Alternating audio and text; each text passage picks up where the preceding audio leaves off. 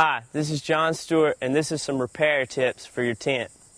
The first thing you're going to run into when repairing a tent is you'll normally get small holes, rips in your tent, the mesh, and other parts of the tent. The easiest way to repair these is duct tape. You can put a piece of duct tape on the inside of the rip and on the outside of the rip and just sandwich it together.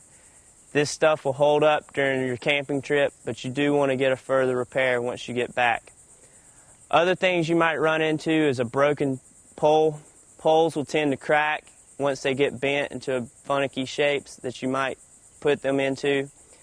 When you do encounter this, if the crack is small, once again, put some duct tape over it, and this will keep it from expanding and getting bigger.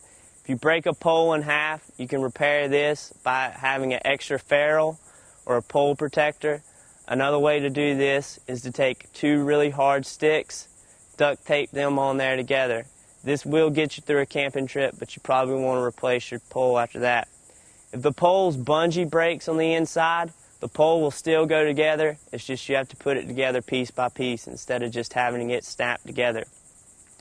If your rain fly begins to leak or your tent begins to leak, you need to take and replace the seam sealing on it. You just buy a tube of seam sealer, run it across the seams, and this will waterproof your seams to where you don't have any leaks or drains into your tent. If you have punctures in your ground fly, probably ought to replace the ground fly because this is the main protector from the bottom of your tent. So you don't want to have any punctures or anything like that in your ground fly. And this is some repair tips for setting up your tent.